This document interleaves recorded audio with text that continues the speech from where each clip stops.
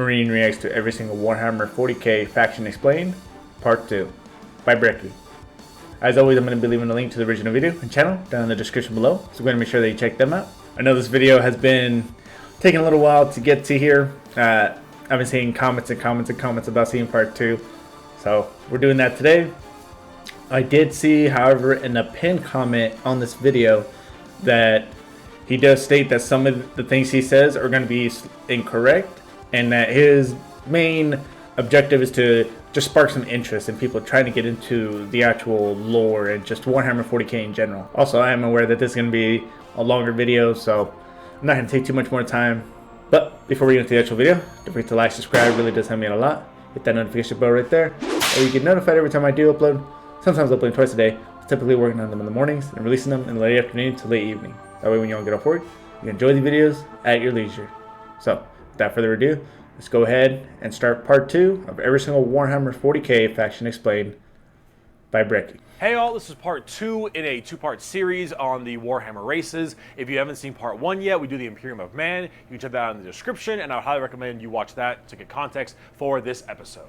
If you already have, go ahead and keep on watching. So after an entire episode of nothing but humans, we can now talk about chaos, which involves humans again, but a little bit less. We also got demons and shit. I just felt someone grab my ass. What? Like hard, Nick. So, as I've mentioned many times before, we've discussed the warp, the immaterium, the hellish landscape, the purgatory dimension realm between the material realm of our existence. Now, in the warp, it's terrifying, horrible, there are demons everywhere, things are crazy, all your minds and thoughts and emotions get projected there. It is both formless and empty, it is vast and tiny, it obeys the laws of time and physics while simultaneously does absolutely nothing of the sort. It is a hodgepodge and a culmination of just unknowable, eldritch, horrifying shit. And there are 4 gods that permeate in chaos and the warp. These are the 4 major chaos gods.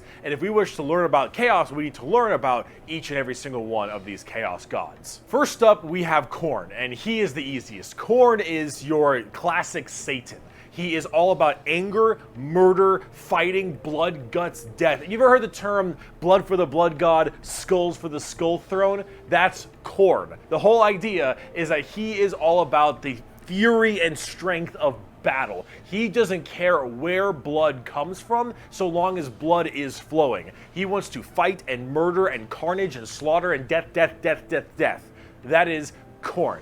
Very simple to understand. Next up you have Tzeentch, and Tzeentch is the god of change. However, the god of change, it permeates in so many different other ways. He's the most eldritch of all the demon gods. He has this weird way to always be plucking at the strings of the universe. He's always conniving and scheming and doing his best to cause as much little bullshit as he can. Tzeentch is unknowable. Everything that makes sense, he will and won't do. Every future and setting and every type of destiny or fate is all foretold and also changeable. It is set in stone while also completely random. He knows what everything is going to happen and also that none of it's going to happen. You would ask Tzeentch a question. That question leads to 3 more questions, and those questions lead to the heat death of the universe, which asks 4 answers to those questions. And then he thinks to himself, what are questions even really?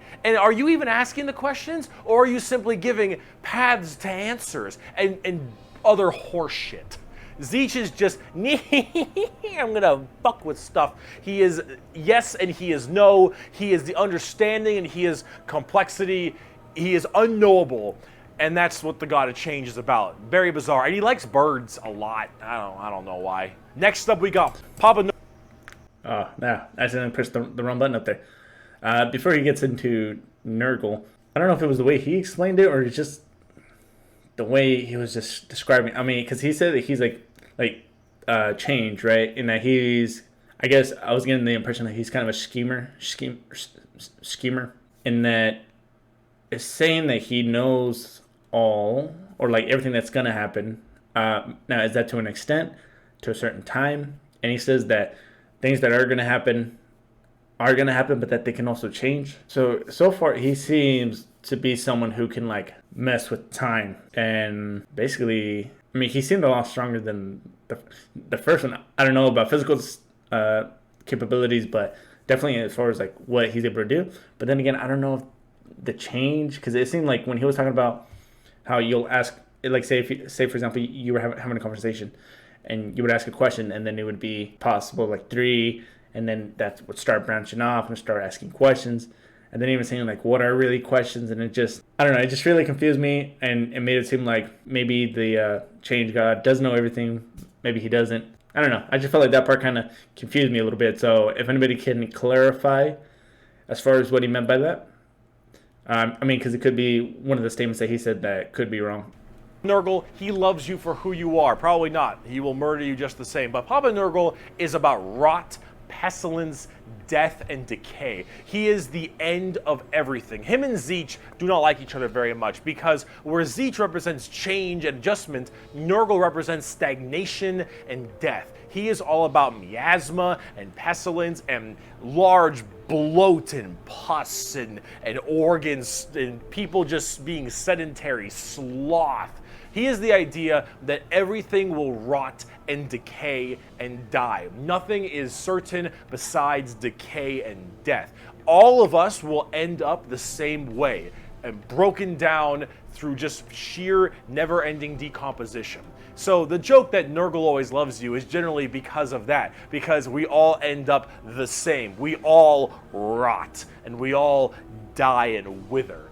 That's Nurgle, and he's got a general theme of course, pestilence and different kinds of diseases and sickness and things of that nature. That's generally Nurgle. He's pretty easy to understand as well, and he chunk! Finally, we have the youngest of the Chaos Gods, and that is Slaanesh, also known as the Prince of Pleasure or the God of Unspeakable Excess. Slaanesh is generally referred to with sex, but it's not only sex, it's just that's a good avenue if you want to make stuff.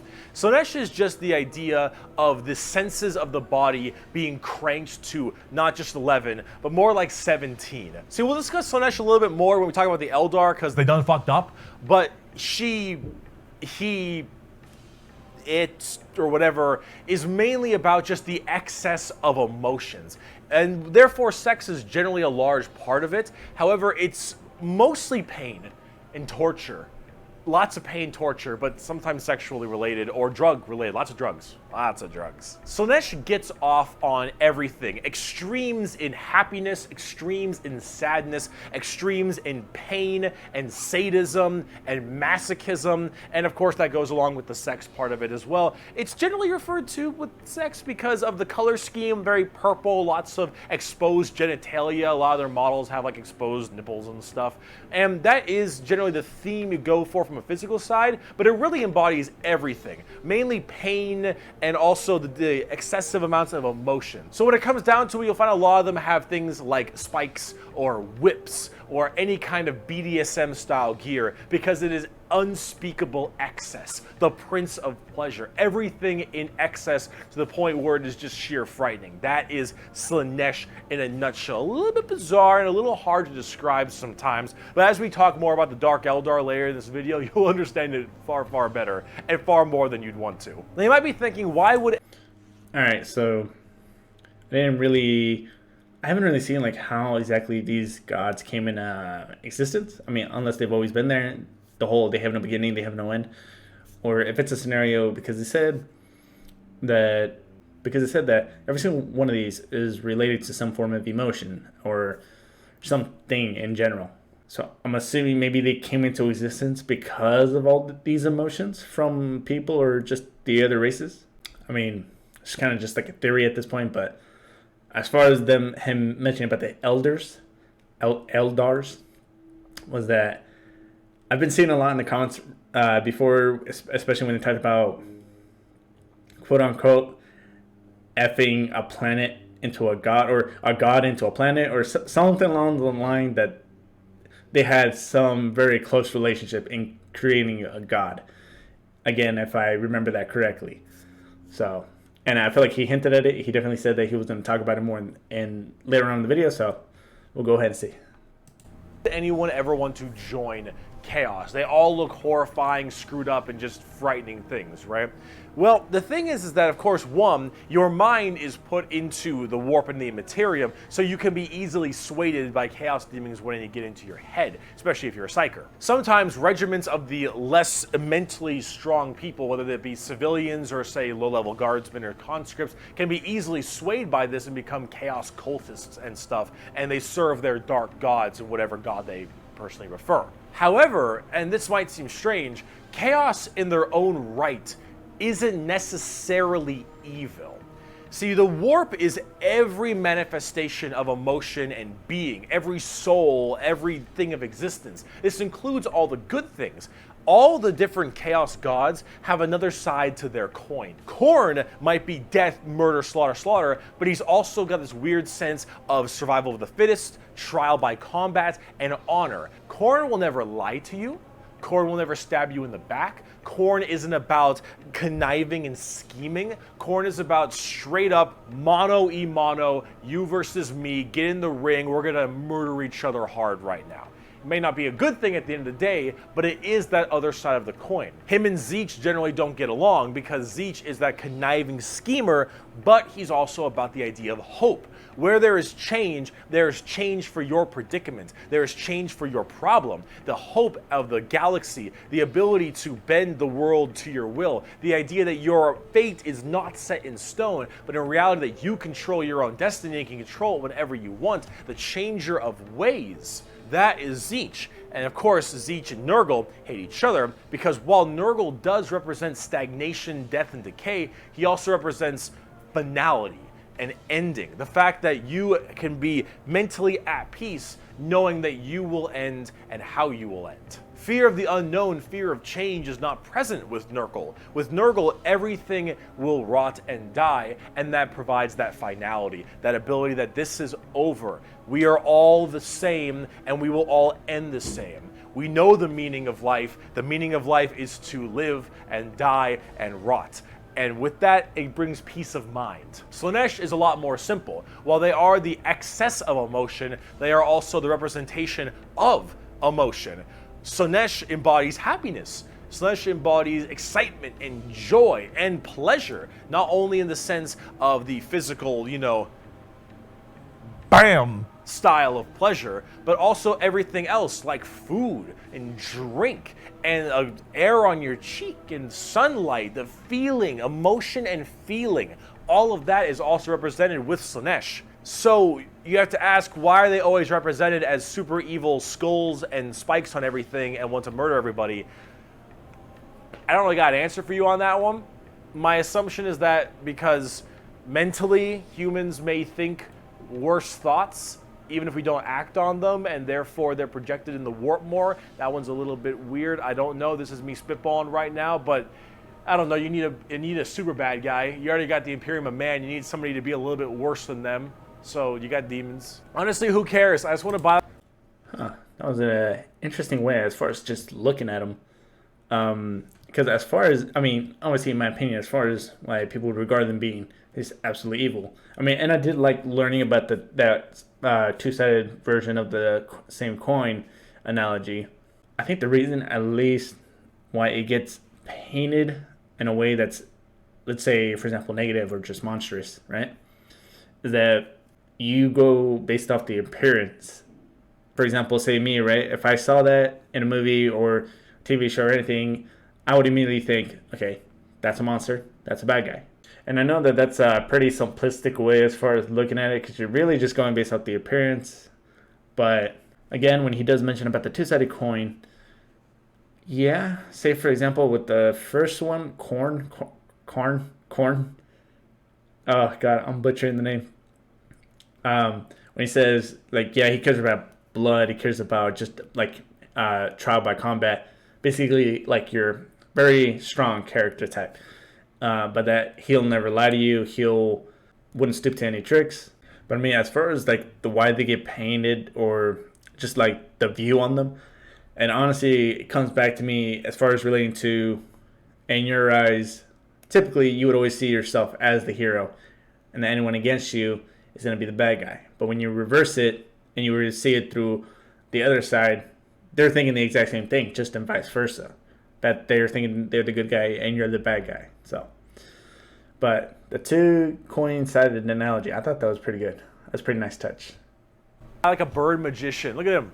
So cool. So combining all this together on the tabletop, Chaos Demons are generally very melee based. They run in, go really hard. You have lots of summoning and conjuring, tons of spells. Generally a little bit frail, but they have special saves to make them a little bit stronger. You've got giant demons and smaller demons. You got hordes of little boys and tons of big guys. Demons are as they seem.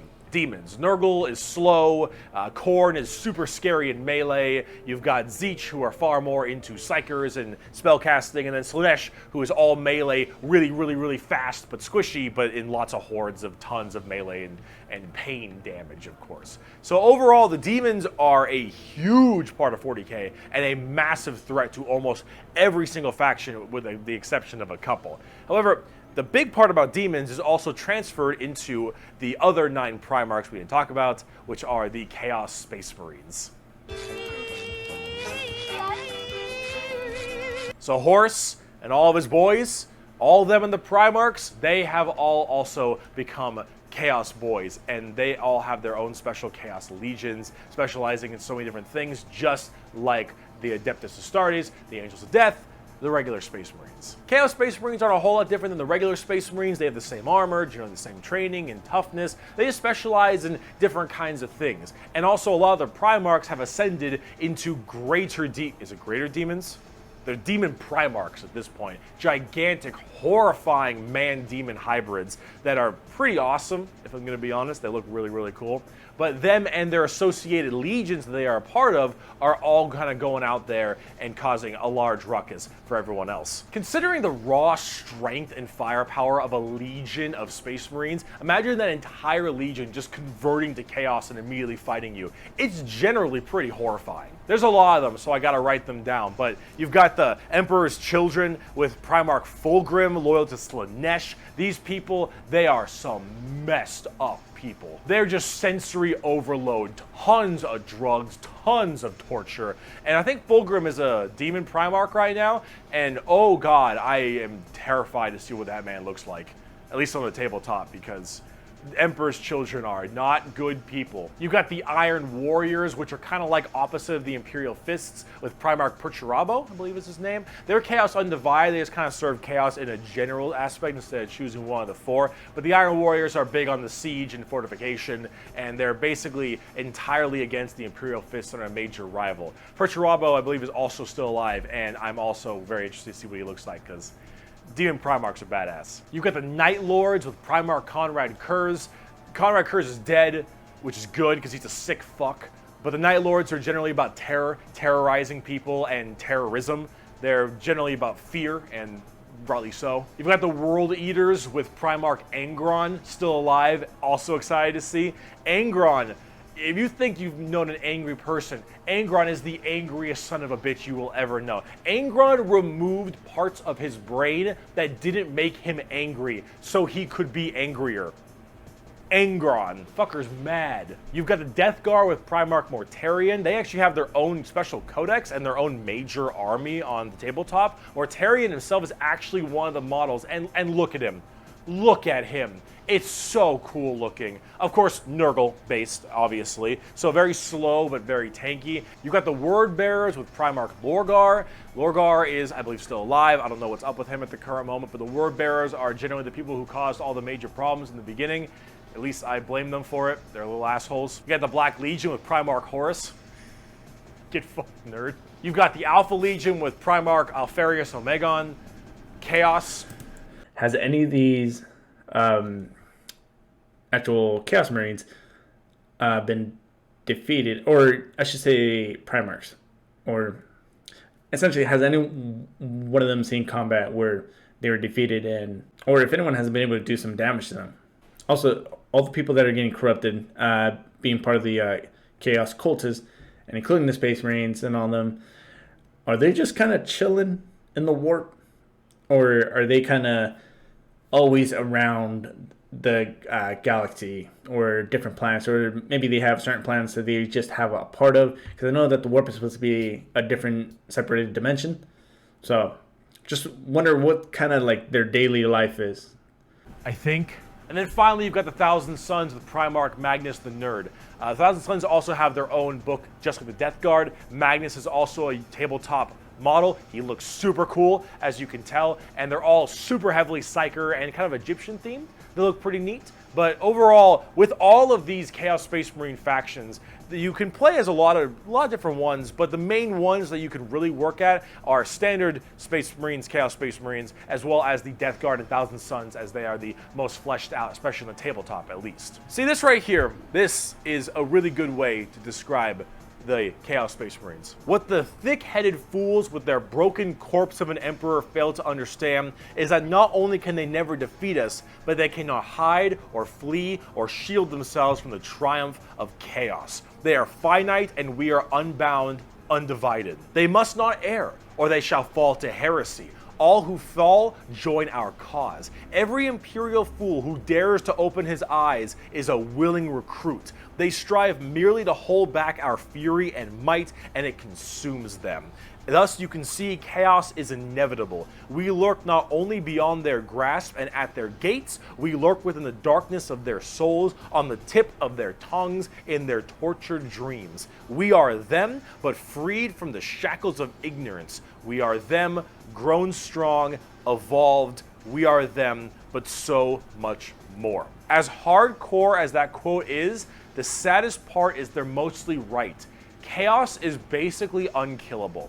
You could probably get rid of Space Marines a decent amount, the Chaos Space Marines that is, but every soul that dies goes to the warp. Every Chaos soul will end up back in the warp. And depending on how hard you killed them, they will come back at some point. Every demon you banish will return at some point. Chaos is unstoppable. The warp is unending. And while maybe there is at some point some way to stop them somehow, the resources to do so, the requirements to do so, are so far beyond the reaches of man and the other races at the current moment that really it's just an unstoppable force that just keeps on coming and is just barely being slowed. Chaos is by far the biggest threat. They are without number, their legions are everywhere, and yeah, they're pretty scary. So, Okay, well, so he did say that their legions are everywhere. Promise, we're done with humans now. Let's talk about some Xenos. So let's talk about the Eldar, or also known as the Eldari, which are a super hyper-specialized and very technologically advanced race of, well, elf people. They were, as well, responsible for the creation of Slaanesh, the newest demon god. How'd they do that? Debauchery on a world-ending scale. See, back in the day, it was just Khorne, Tzeentch, and Nurgle. And the Eldar are very, very ancient. Millions of years. These Eldar, however, have a bit of a sensory problem. You know, every kind of pain or feeling that you have is a little bit amplified compared to the normal. However, with Eldar, as their race advanced so excessively, and they became so self-reliant, and everything became so easy, there was no requirement for food production anymore, there was no shortages, everything was basically done. Everyone was so comfortable, and that comfort breeded this weird sedation, and that sedation breeded the requirement for more and more debauchery. Debauchery!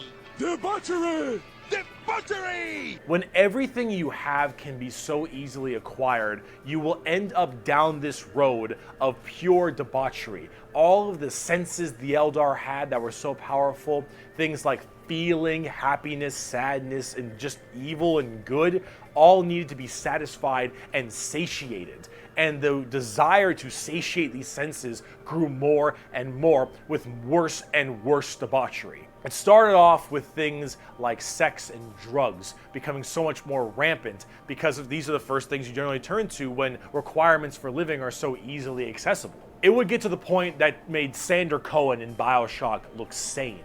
All right, this is the kind of debauchery it led to.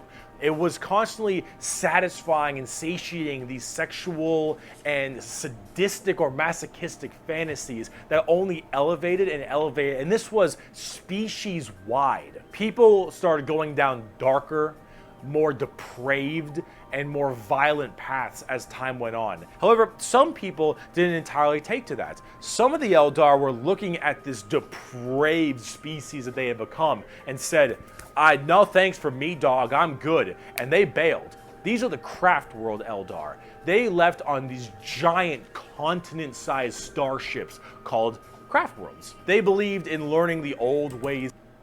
Okay, so I do remember hearing in the first one that they had their... I don't remember they said the entire civilization on these ships, the side of the continents. So if you can imagine the kind of elves that are in there, and you would think that's a lot, obviously, considering the size. I wonder how many much more there were, say, on the regular planet. I mean, is it like the size of Saturn? Is it the size of Earth, even? Of the Eldar, and pushing away from this depravity and debauchery and going back to their main roots. And so they would segment themselves on these giant craft worlds far in the outer reaches of space. They even had this thing called the Webway. Remember what we mentioned about warp travel with the Imperium? Well, the Eldar had something way safer called a Webway. And the Eldar Webway is actually like a pocket dimension kind of thing. And in that pocket dimension, there were also more horrible, depraved groups and clans that would spend their time in there. And if you imagine the debauchery was bad already, these were debauchery X10. So all of this continued, and it bloated until Slaanesh just burst forth. All that emotion, all that mental, thought processes, I suppose, all of this in such a condensed space. Don't forget, this is all being shot, all their souls as well, into the warp. All of this depravity right into the warp. So what happened? Boom! Slaanesh was birthed and killed off 90% of the entire Eldar population. Untold trillions had their souls ripped from their bodies and their actual fleshy bodies devoured by Slaanesh demons. The entirety of the Eldar race was eaten alive and their souls consumed to the Prince of Pleasure. All of them got fucked up. It was so bad that it literally ripped a warp hole into the fabric of the materium called the Eye of Terror. That's literally this like quasi horrifying gateway portal from the materium and the immaterium right next to Cadia. And it is horrifying. So this Slaanesh, also known as She Who Thirsts by the Eldar, slaughtered the entire population except for a couple. Those in the craft worlds were actually not affected by this as they were so far in the reaches of the galaxy. That crazy crack, that birth of Slaanesh, only affected the ones in the center. So these Craftworld Eldar were able to escape, but Slaanesh got their sights on them. Every time an Eldar will die, their soul doesn't just pass into the warp naturally. It goes straight to Slaanesh, Craftworld or not. What about those people in the Webway? Well, imagine that giant birth happening, but they were only able to just barely get a grasp onto you. Slaanesh was just barely able to hold on. These people are the Dark Eldar, or also known as the Drukhari. The Eldar population right now is so massively small. It is minuscule compared to any of the other most of the other populations in the universe. The Eldar are consistently having issues trying to get their population up because as their souls are constantly being hungered by from Slaanesh, they realize their entire species is doomed. And they understand it very well. Since the time of the... Okay, wait, hold on. Before he reads that. Alright, so the ones that were inside that other little pocket dimension, I don't think there was a name for it, were the Drukhari. So why are they in that pocket dimension? Or is it just like, I don't know, because when he said that they're there, because he did say that there's still depravity and debauchery, as he keeps mentioning, going on in there, and that they're passing through this, but he says that it's a lot safer. Now, I'm assuming that's because your thoughts or emotions in there aren't going to manifest like how we would in the warp. But how would they have figured this out, and how did they even know how to do it? And then as far as the 90% getting wiped out and the 10% still being alive, I'm assuming all those are the ones that are on the ships. The fall, our race has been haunted by what we, in our reckless pursuit of hedonistic indulgence, gave birth to. Though our dreams once overturned worlds and quenched suns, we are now but fitful shadows clinging to the edge of existence. All the stars in the sky cannot blot out the hateful glare of the red moon's eye. The birthing place of the great enemy pulses with all the malice of a demon that is dreaming, casting its shadow over all we have ever done and all we ever shall. Every twisted strand of fate and casting of the runes leads me to this time, to this place, and it is clear that the final battle awaits me at the ancient Khorne worlds, a conflict the likes of which has not been seen since the Mon-Kai warred amongst themselves and their corpse of a seer fell to his traitorous son. Is coming, and all my steps lead towards it, no matter that I walk other paths. I see the stars stained red with the blood of the Mon-Kai, and though their wars do not concern me, I would gladly let them destroy one another. I know that to avoid this fight is to condemn my race to inevitable doom, and though all I see is darkness, I know that I will not flinch from my destiny. And now let's talk about cute plastic models. Bro, I'm straight up not having a good time. The first playable race we have for the Eldar are the Craftworld Eldar and living in those Craftworld starships I mentioned earlier. And each of them have their own kind of craft world, almost like a Space Marine Legion. Each craft world is in itself its own special kind of group. And the Eldar themselves are very fast and rely a lot on trickery. They are squishy, a bit weak, but they're very in tune as psychers. Tons of psychers across the entire Eldar population, and their weaponry and abilities are fast and extremely hard-hitting, but of course rather fragile. Understanding an Eldar's brain is an exercise in futility. They are all over the place in confusion and trickery on a whole galactic scale. They fight weird, they think weirder, and Eldar in their own right really rely on this to keep their species alive. They need to think about deception and the strangeness of what they do if they truly want to not be immediately murdered and slaughtered wholesale thanks to their entirely small population. However, I must say that it seems like their population is getting slightly better. These craft worlds hold millions upon millions of people. And as they continually, reproduce and have their craft worlds expand, losing a few people in battle, while hurts a lot, they aren't really losing what's extremely precious to them. It's not like every single death means the death of their species. It seems like they're kind of on the upturn a little bit.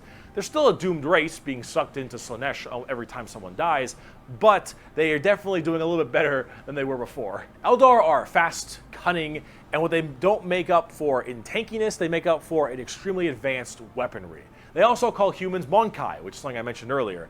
That is a derogatory slur for humans in the Warhammer world. Why is it called Mon-Kai? Well, it's because you can't, in your game, call people monkeys. On the tabletop, exactly what I said. Not very tanky, generally pretty squishy, hit like trucks, and move at Mach 5. Fast, hit hard, die fast. Exactly how it sounds. They've been good for a very long time, too. We bring only death and leave only carry-on. It is a message even a human can understand. Eldar. So, Drukhari. Let's talk about the Dark Eldar. On today's episode of how I would also like to know, as far as they talk about the Eldar going to farther places of the universe, which I keep thinking everything now as far as with the Tyranids, that there's the whole thing about them coming from one direction and that they're either running away from something or that they're just kind of just absorbing and eating everything that's coming on the way. So if they were going to the very edge, maybe they went to the opposite edge, and then that's why. And then, because I was thinking that if they had gone to the edge of the universe where the Tyranids were more coming from, then I would like to see what kind of conflict that would probably create. And also see, because it doesn't seem like they would being in just any form of contact with too many races. I mean, obviously there is some, but I don't think it's something that would happen often. Because it seems like they're trying to just do their own thing for the most part. fucked up is fucked up.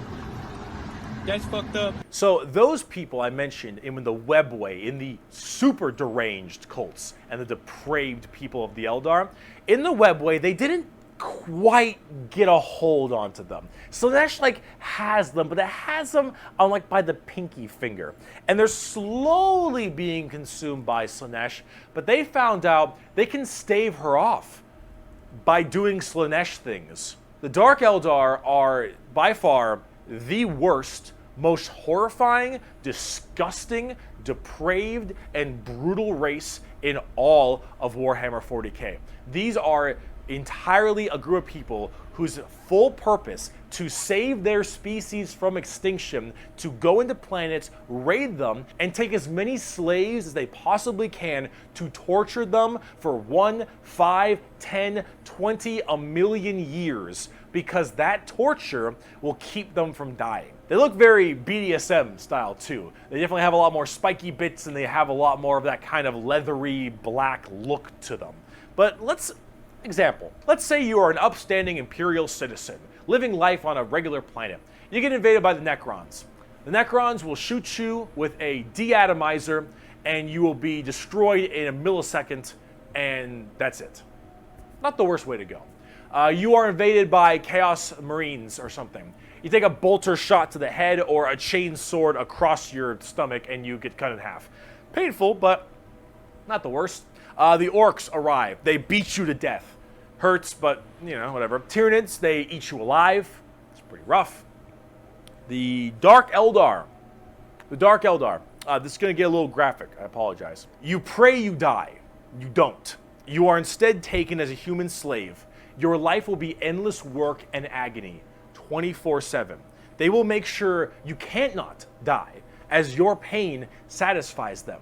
They will hook you up to all manner of torture devices. They will inject pain-based like stimuli drugs directly into your nervous system. They will slowly run razor blades across your skin. They will fillet you and pull out your teeth and your fingernails one by one. They will remove your appendages and your skin and wait for it to grow back so they can do it again. They will murder and torture and use the R word, it rhymes with grape, your entire family in front of you and do the exact same thing to them. You yourself will also be rhymes with grape anywhere and everywhere possible. And this will occur for 20 years until you are no longer satisfying to them. And then you will be contorted, crushed, and twisted into some form of trophy, a fleshy trophy, or a ring, or a couch, or a TV stand. Okay, so I definitely remember these guys now.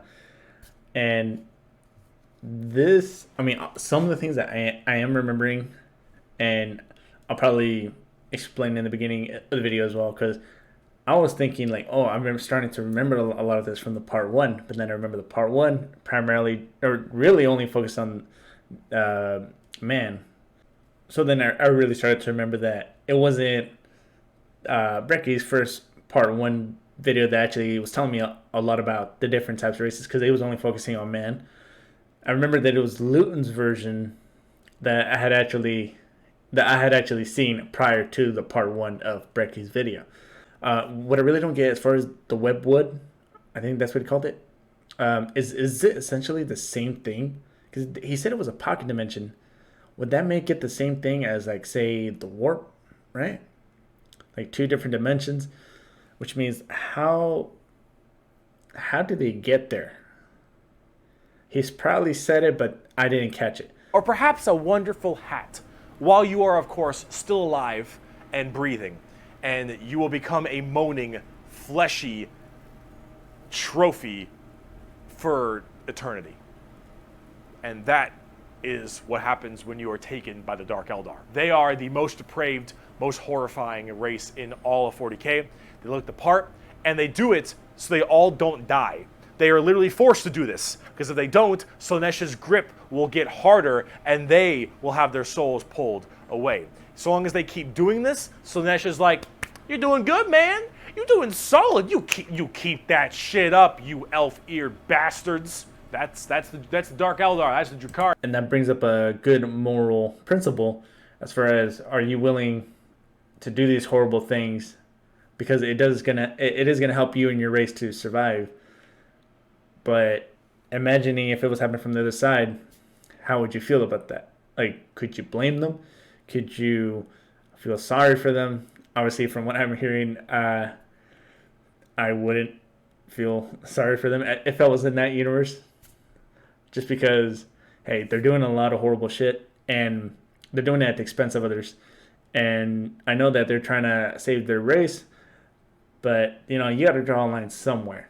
But, I mean, sometimes you just get put in a horrible situation, and I feel like most people, for the most part, will probably, or just race in general, would probably be looking at self-preservation and damn everything else. I wonder if they feel any remorse or any regret for what they do. Or if they're just really into it themselves, then, I don't know, it kind of makes it hard to actually, like, I guess, try to understand them. But, I mean, I know what they're doing. I know why they're doing it. I just don't agree with it. But then again, if I was in their situation, I don't know. Would I or would I not do the same thing? They are horrible. On the tabletop, they're actually kind of like Eldar, but more extreme. They are even squishier than the Eldar, but they hit generally even harder. Fast attacks, skirmishers, really quick, speedy, like get around them, do a lot of damage, get away kind of stuff. That's most of the Dark Eldar. Look up the definition of Grim Dark in a dictionary. You'll find a picture of the Dark Eldar. And Sev from Public Commando.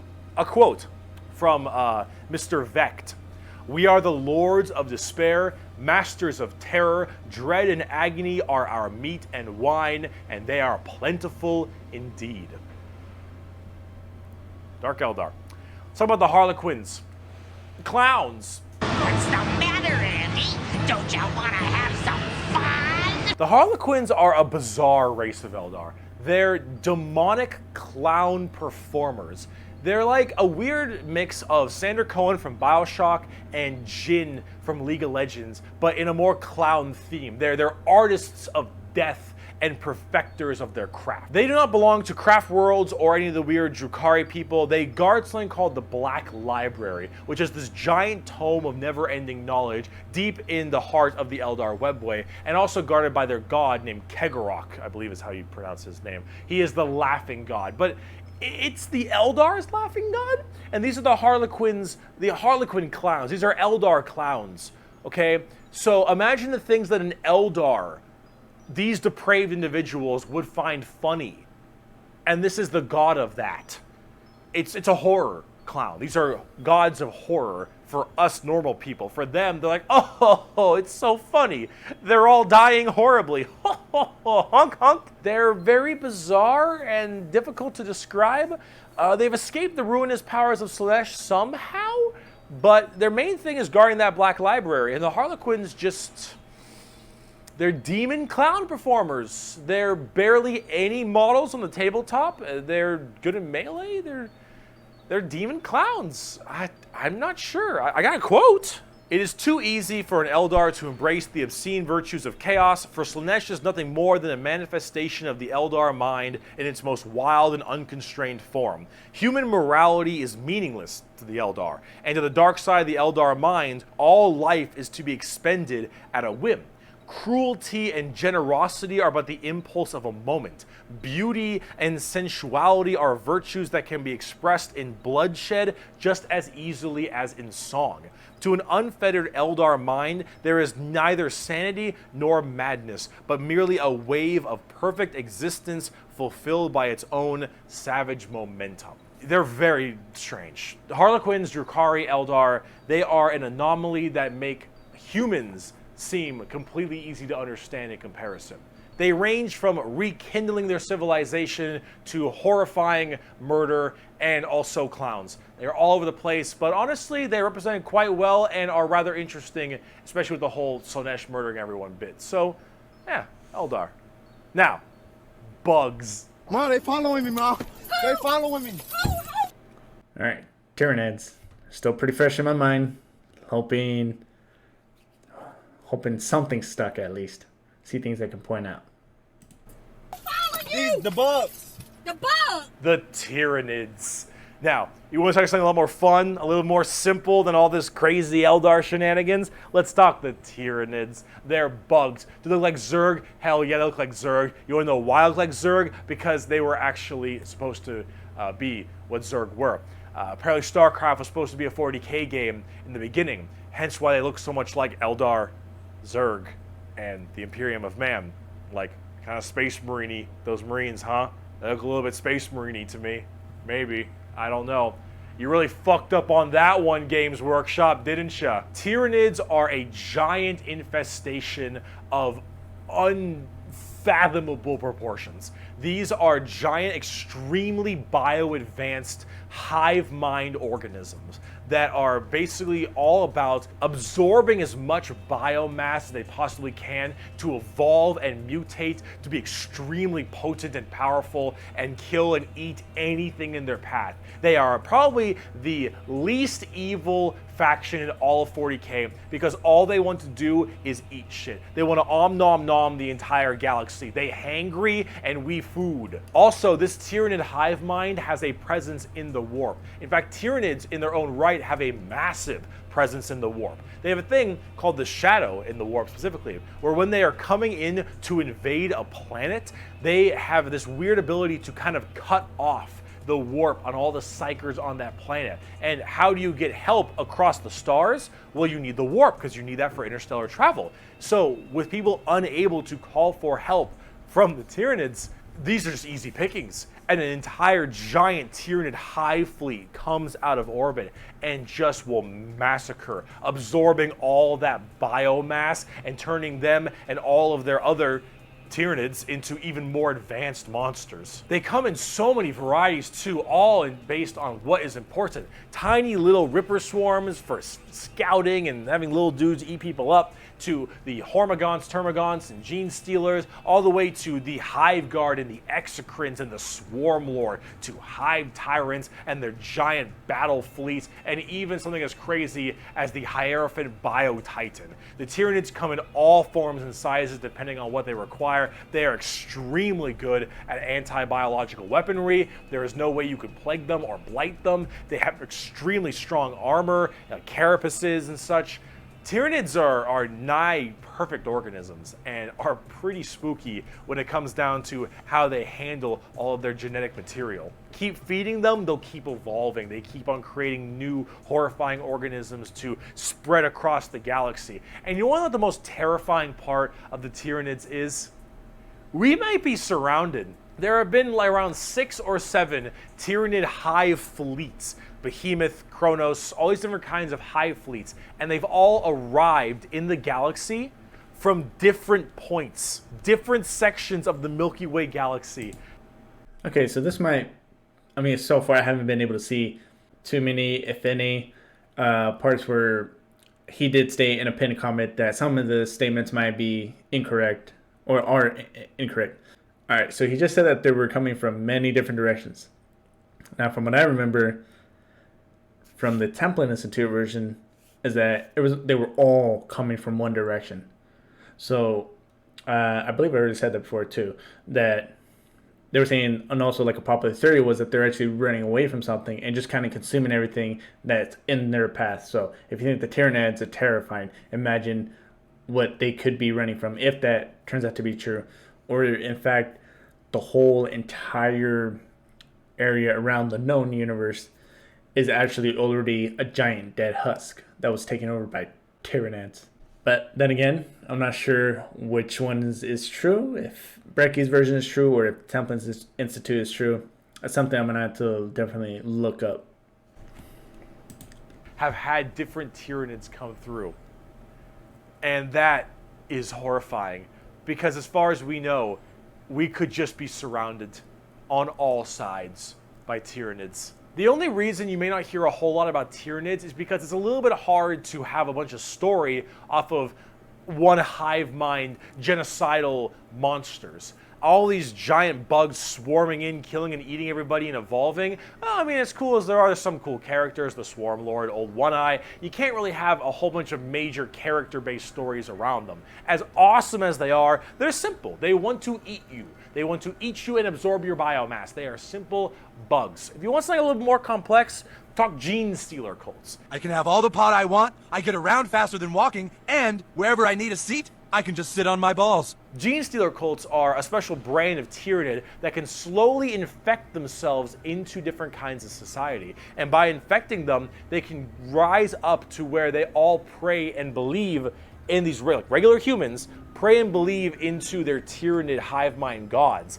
And these broodlords and I think they're called patriarchs all can turn an entire world all based into Genestealers, and these are called Genestealer Cults. An entire hive world of the Imperium can be turned into nothing but servants of the Tyranid masters just by infecting them and screwing with their genetic code a little bit.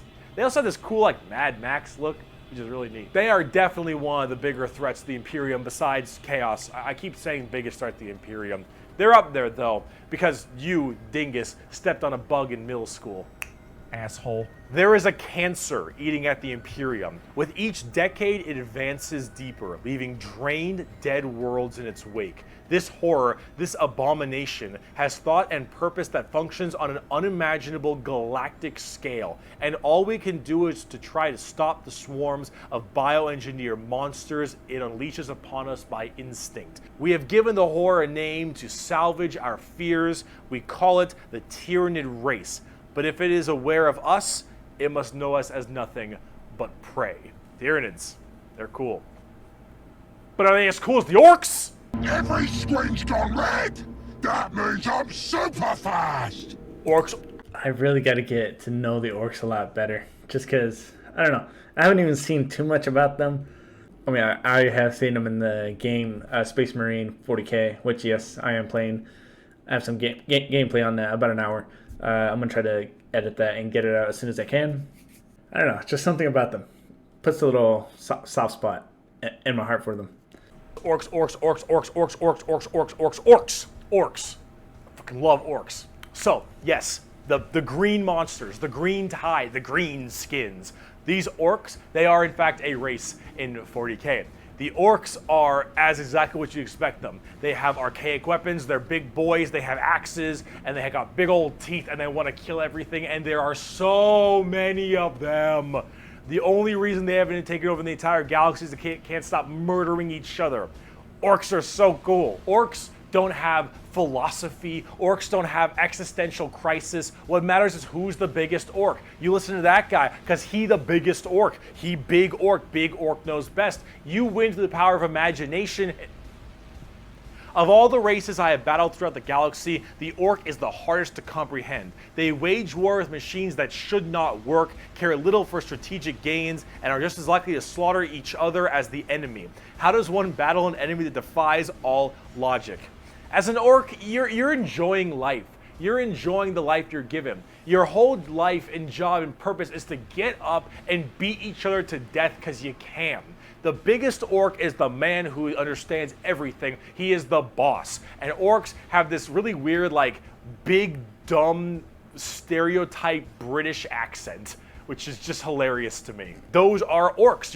You fight. You like to fight. Your whole purpose is to fight. You wage war because you want to wage war. You got your boss over there, and you better listen to the boss, because if you don't listen to the boss will squish you and make you an example for the other orks. And then you can't fight because ork dead. And ork dead can't fight because ork dead. Orks.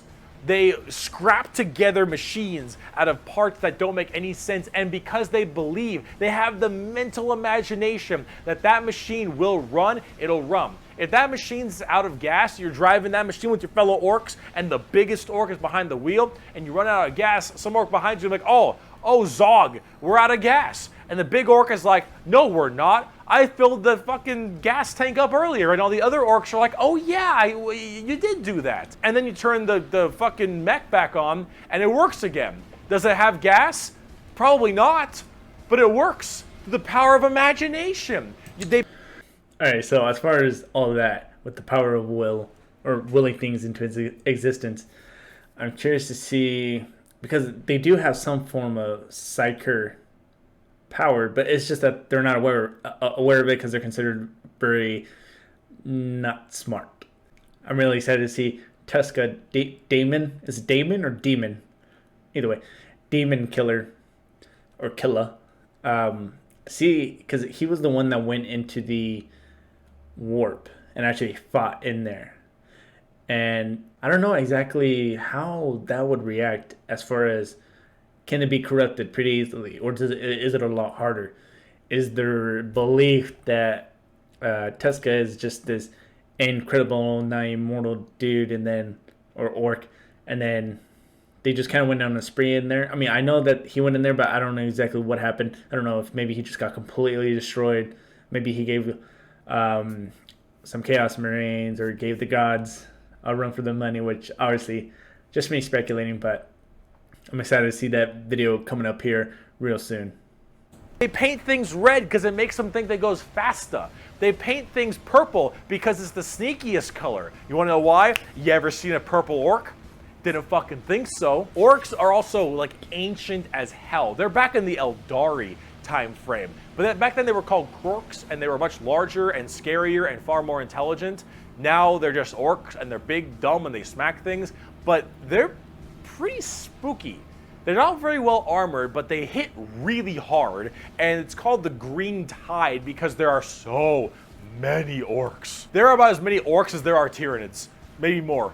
Who knows? But they keep on, murdering each other, so it's not too bad of an issue. Orcs are entirely comic relief. Their stuff is slapped together. That makes no sense. Their vehicles don't work the way they're supposed to, but they work because they think it works, because they imagine that it works.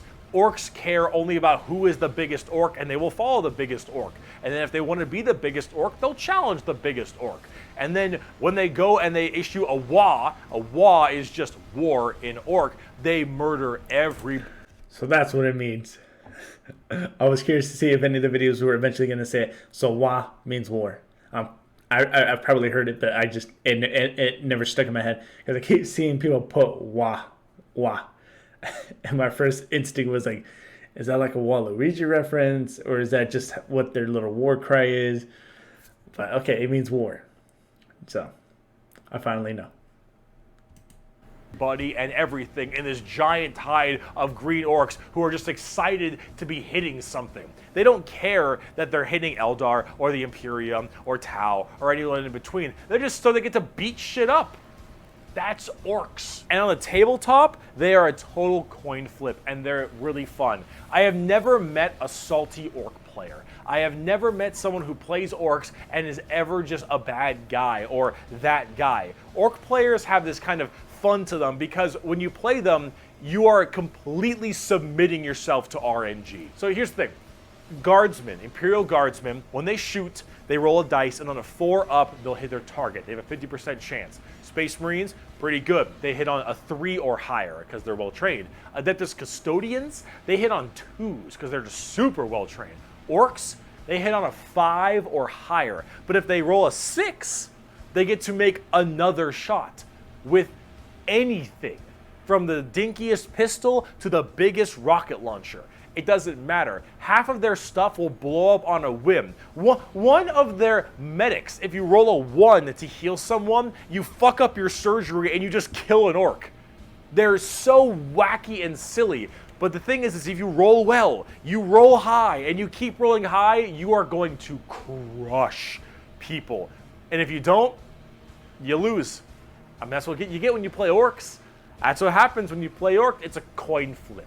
Which is why you can't be a salty bitch when you play orcs, because things won't go your way.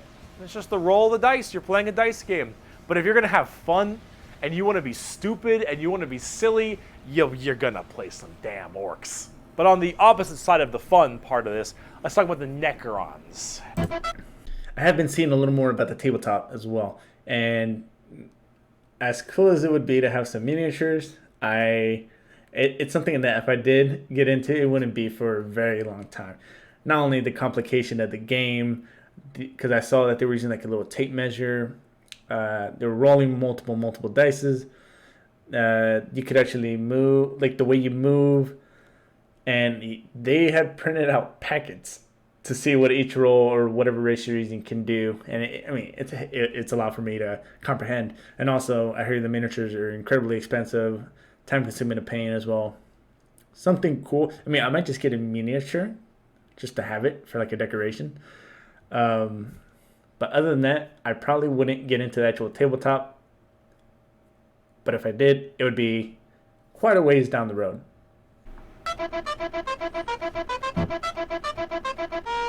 The Necrons are spooky, scary skeletons and very grimdark again. They have a much more fleshed out lore than before. Back in the day, they were just undead Egyptian space terminators, and they still look that way, but now they actually have a story. So way back in the day, you had the Necron tier. Kind of see a theme here: Eldari, Eldar, Krork, Ork, Necron, Necron tier. So the Necron tier were this race of generally kind of shitty people. Not because they were personally shitty, because their lives were awful. They were ill-fated to a horrible existence of like radiation and a terrible planet they lived on, and everything just really sucked. Being a Necron tier was just really depressing. They really were looking for immortality. They were extremely reliant on the hope that they would eventually find the key to living forever and just stave off this horrible nature that they were thrust upon them, and therefore they could become the most dominant race in the galaxy. And they found this group. They're called the Old Ones. Imagine them kind of like the Forerunners in Halo or the Xel'Naga in StarCraft, right? These Old Ones were these strong, pretty much omnipotent beings, and they, of course, knew the key to immortality. So the Necrons went to them and said, please, show us your ways.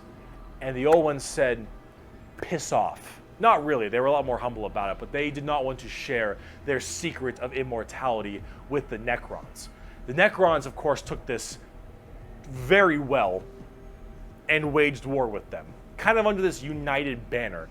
The Necron different dynasties didn't really like each other, but under this one man, the Silent King, he thought the best way to unite his race was to do this giant war with the Old Ones out of spite for them keeping the secret of immortality to them. This was known as the War in Heaven, and this is actually like a multi-stage war, because during this war in heaven, they discovered the Star Gods, a whole new race of people known as the Catan, or the Catan. These Star Gods were also very much like Old Ones, almost omnipotent beings, and they too had the key to immortality. And so the Necrons went to them and said, hey, can you help us fight off the Old Ones? Can you help us kill these Old Ones, you, the Catan? And the Catan said yes. And in fact, we can help provide you with the immortality you so desperately seek. So the Silent King of the Necrons decided to make a pact with the Catan to allow them to accept this generous gift of immortality upon them. But this, of course, had been a horrendous trap, and the Necrons were dragged in chains to this biotransference where their flesh was stripped from them, replaced with nothing but a metal hollow shell. Alright, so I just want to make clear, is it every single one of them that wanted immortality, or is it just like a vast number of them? And then the other god, C10, it's starting to open up more questions as to how many gods are actually out there. As their souls were ripped from their body and fed to the Catan, and the Catan fattened up. They got chonk on the souls of the Necrons. As this was their plan all along, they consumed the flesh and souls of the Necron tier and turned them all into unwilling robotic slaves just to serve their will. And then, with their new-founded Necron army, they pointed their guns at the Old Ones, and the Catan continued their domination of the stars and their genocide, complete and full genocide of these Old Ones. The Old Ones did their best to stave it off. They even created other races, the Eldari and the Orks, to try to fight off the horrifying Necron army and the Catan above them. But there was absolutely no possible chance for them. And the Old Ones were absolutely extinguished across the galaxy. Their entire race completely removed. Full-on 100% genocide. However, during all this, the Catan, so just infatuated with their victory, started fighting each other for fun, for sport, and for small differences, doesn't matter. The Catan, with these overpowered people, they're going to eventually hit each other at some point. And as they began just menially fighting each other, the Eldari and the Orks actually started pushing on the Catan's borders a little bit, giving them a little bit of a run for their money. And as this continued, this is when the Silent King, who retained his consciousness, decided to leap into action and start a full-scale revolt against their Catan masters. And this revolt was bloody, as the entire Necron army was surged off to destroy these star gods. They were able to, just after suffering horrendous losses, were able to turn the tide of the war. And they took these Catan and they blasted them. Because as these star gods are unkillable, they were able to break them into thousands of shards and entrap them in giant stasis vaults to now actually be slaves to the Necrons. And with the Necrons having the entirety of their old gods enslaved to them, they realized that soon their race was about to be attacked by the overcoming new races, the Eldari and the Orks. And so what they did is they retreated into giant stasis tombs in order to preserve their energy and their strength for when one day they would be reawakened and they would be able to rule the galaxy that was rightfully theirs. And then some dingus Adeptus Mechanicus guy diddled with a green console, and now the Necrons are back and they see all these primitive races on their lawns and they think, get the fuck off of it. The Necrons are back, super advanced, and they are here to reclaim the galaxy that they so rightfully believe is theirs. Now that tabletop. Okay, so these ones are the most advanced then, tech-wise. And because I think before he was saying, I want to say it was the Eldar, and it seems like the Eldar, he said that the Eldar and at the time, Orks were created by the Necrons. And in doing so, I could definitely see why they would be more technologically advanced, just because they would have had, their species would have been alive a lot longer than the Eldar or the Orks. So yeah, then based off of what he said, I could definitely see them being the most tech advanced wise. They're a lot like that. Tons of undead Egyptian skeleton robots that when they die, they just get right back up because they keep on reanimating. Hard to kill, tons of crazy stuff. You can use the Catan themselves as units to fight with. It's pretty cool. The Necrons are one of the three major events in 40K. The Horus Heresy, the Fall of the Eldar, and the Awakening of the Necrons are all pretty substantial events. And the Necrons themselves are pretty dang cool as well. Here's a good quote from a wonderful Dawn of War game. Lucky creatures, as long last you have found the tranquility of death. I was like you once, clinging to life and blind to the truth. When I uncovered the truth, I too shuddered and paled with fear.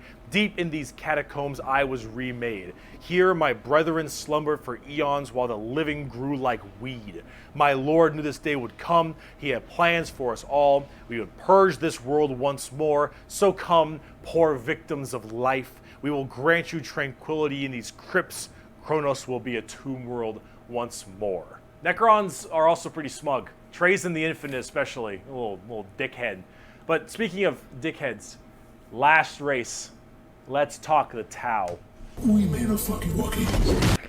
Now, I did mention that probably in the beginning, when I really started getting into Warhammer, that, yeah, I would have liked to have become a Space Marine, but obviously their training and all that, I'm pretty sure the majority of us wouldn't survive. But then when I saw the Tau, I was thinking, oh, these people seem to be the most peaceful type race, and that they actually welcome others and intermingling. But I did realize that they are, if you don't agree with our ideals, you're gonna get killed. So it's really, if one of those, you're either with us, agree with us, or you're considered an enemy. But I'm curious to get a little more in depth as to far as what they're all about. The exact formation of the Tau Empire is not entirely understood.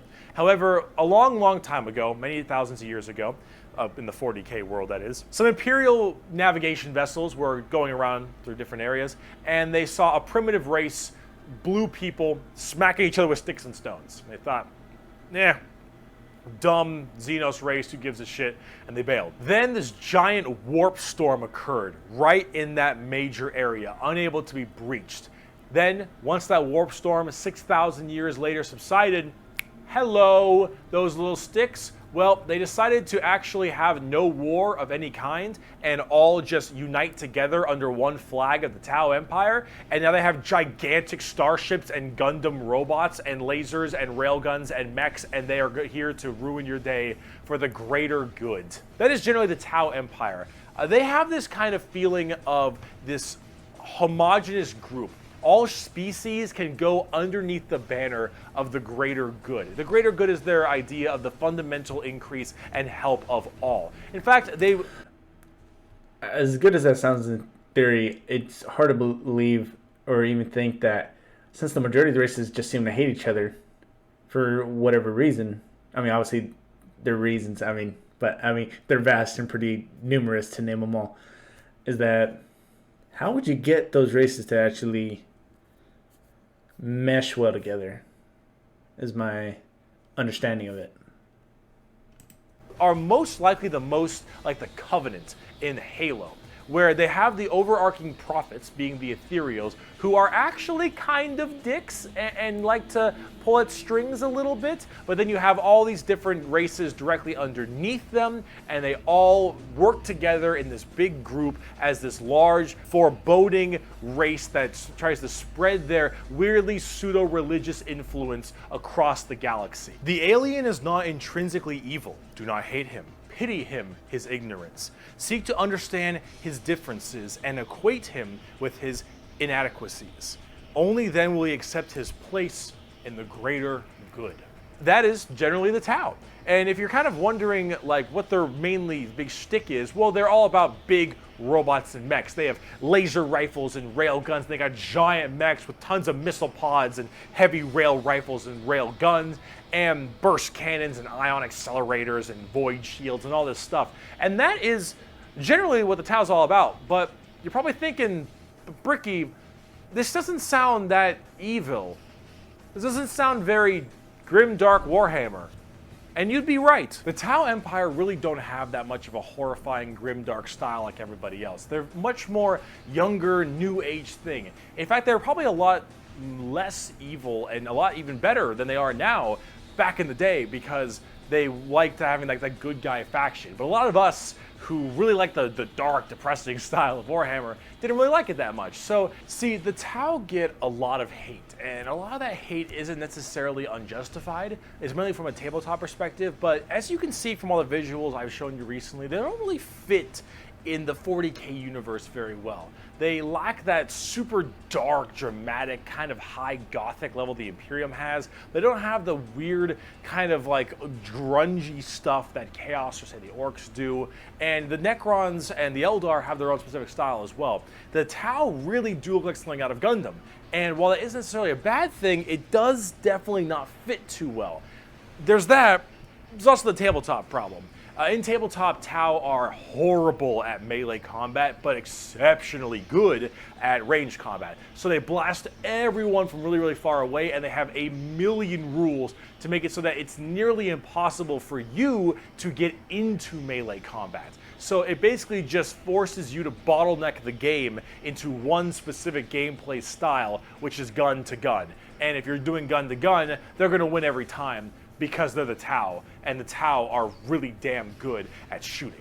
So it's one of those things that make the Tau generally rather hated, and a lot of different reasons for that, both from style and such. But this is actually one of the things I wanted to end this video with, is that the Tau, while they have their issues, you should not be discouraged from playing them. I'll make plenty of Tau weeaboo jokes, of course I will, but it's all generally in good fun. Anyone who legitimately doesn't want you to play a faction is an idiot, and you shouldn't be giving them the time of day.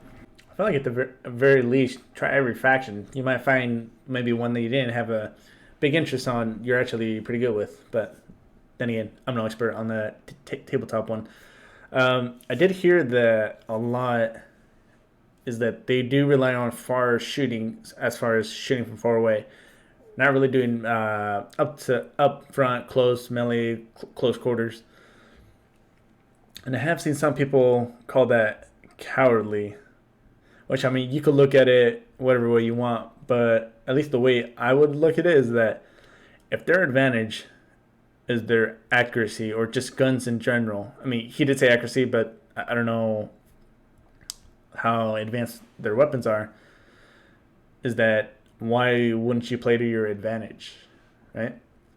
I believe someone said something about how it's not really honorable. It's reminding me of a quote back in the day when they would talk about ask the people dead on the battlefield if honor matters.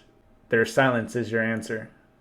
Now, that would be a lot different if we're comparing it to our world. Obviously, Warhammer is a lot grimmer, darker, so I feel like it would make more sense, at least for that quote, in that world.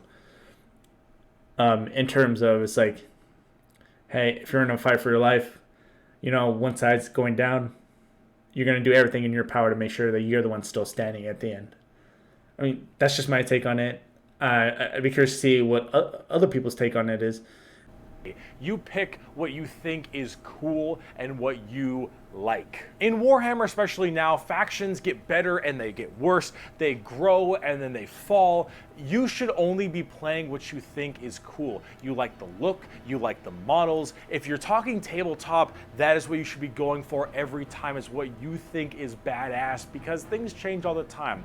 But the universe of Warhammer has so much going for it. Every faction has something interesting, every character has a story, and there's a million stories to be told. The universe is vast and exciting, and while it is dark, depressing, and horrible, that is the damn charm. And out of everything I've told you in these two videos, is that anything you could take away is the reason why so many of us are so into this series and why we like it so much. Because with so much variety, such an expansive universe, and so much that can be done, you can find yourself having a pretty great time. Thank you so much. All right, let's go ahead and talk about that for a minute. Just wanted to point out two things. As far as how many gods are actually out there, or if we know, or if we have some assumptions that there could be others out there, and whether or not they've had fights with other gods, like say Catan, which I was saying Ctan for some reason. As far as Catan, maybe going up against some of the one of the four gods in the warp. I've also been trying to struggle to really grasp how big the universe is. I know I've said this many times already in the past, but every time they describe a race, in any race really, it's always, there's trillions on trillions and trillions. They're vast worlds. They have so many of their own race, and it's just like, well, how is this all fitting in one universe?